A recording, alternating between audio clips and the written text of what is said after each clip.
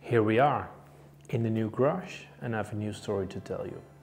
This is the story of why I've sold my 890 Adventure R from 2023.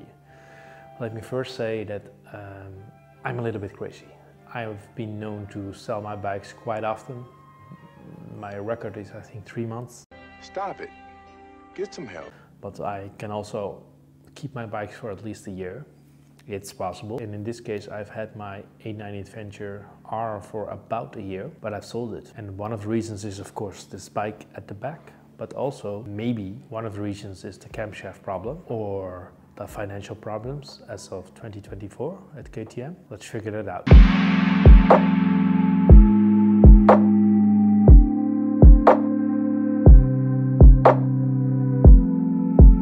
So yeah, in my new garage, and yeah, I thought it was time to tell you about the reason why I've sold my KTM 890 Adventure R.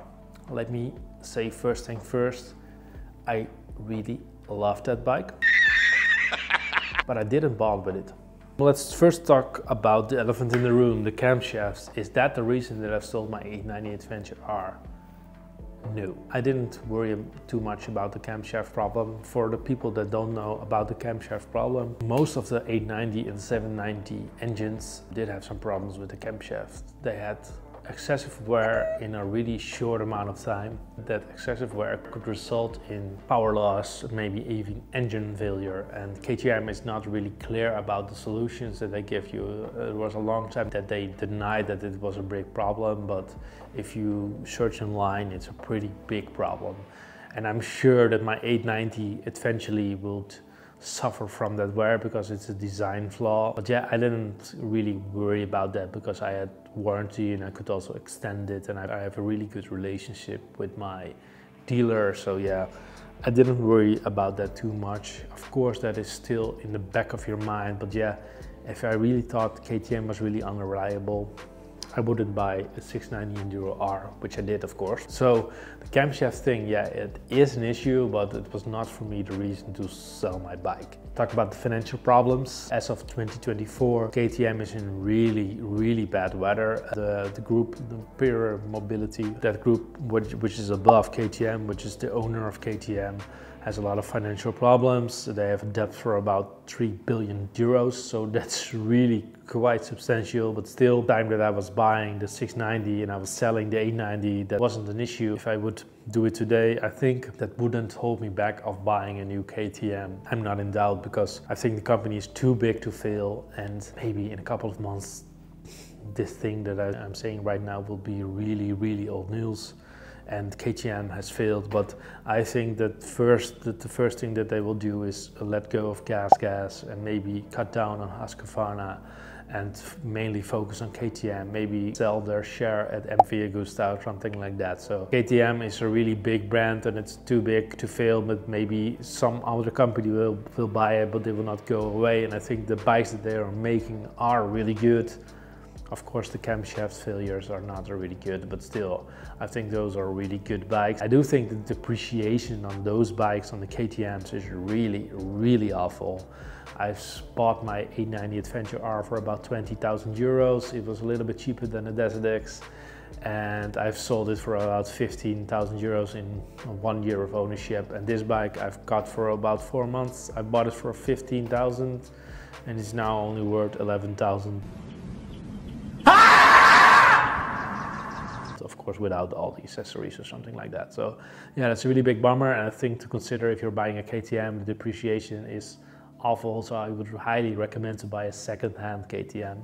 I am the one, but yeah, still, I really like those bikes, but I didn't bond with the 890, so that's one of the reasons why I've sold it. The Desert X was a highly emotional bike. It was Italian, it has some emotion in it, it looked really good, and the KTM 890 didn't look good.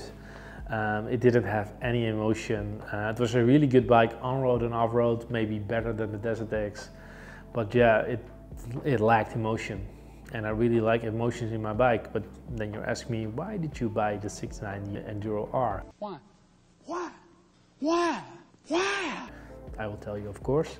But I didn't bond with the 890, so it was really easy to let go of it. And I was done with it. I've done a lot of mods to it. I've installed new fairings, carbon fiber, locks, other tires, performance upgrades, full titanium exhaust. It was absolutely awesome. It was also on the stand of the biggest motorcycle show in the Benelux, in Belgium, Netherlands and Luxembourg.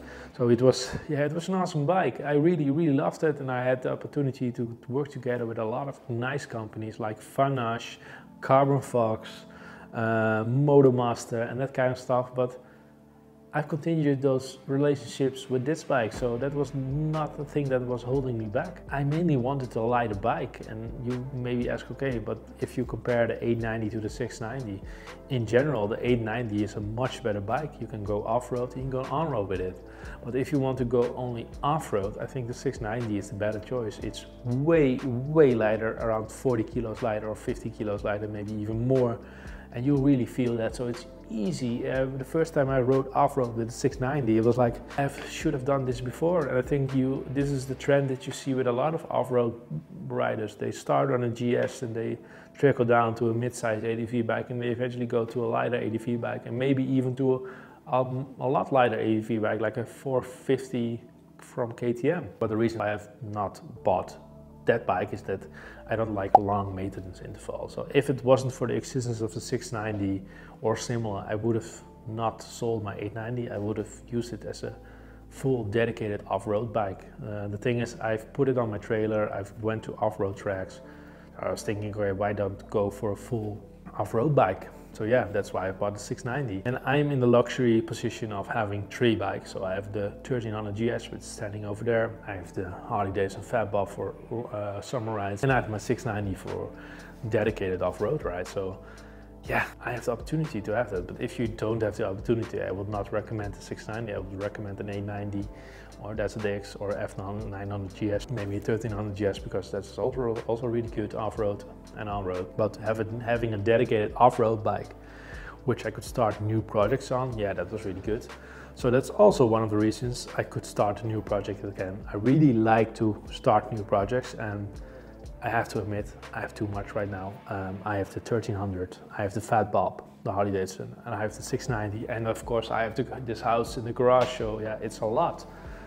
But yeah, it's sort of an obsession for me, starting new projects, getting new collaborations. So for the 690, I'm going to work with Carbon Fox for this awesome rally tower, with Carpe Eater, with Vanache, with Motomaster again. For the 1300, I also have a lot of collaborations going on. So I really like to combine those worlds and offer something to you, the viewer, showing you things that you can change on your bike and showing you what is possible. Also the process of installing it, making videos about it. It's the thing that I like. It's not that I've earned a lot of money with this because it's a side job, but still it's the reason why I'm doing this, is because I can make some nice content. And yeah, that's the reason why I switched bikes. So this time the 690, and maybe in half a year or a year or something else, I don't know.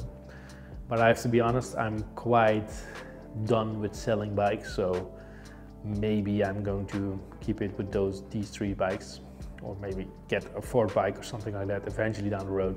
Yeah, and if you have any questions about the 890, about my experience with the 890, I've ridden it about a year for about 4,000 kilometers and mainly off-road. But if you have any questions about this bike, feel free to comment down below. And if you have questions about my new project, yeah, also feel free to comment down below. And if you have the urge to say, okay, I told you so, or the urge to say, you are crazy for selling your bikes that fast and losing all the money, you are right.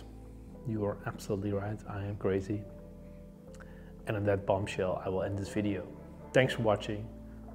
I will see you next time. Goodbye.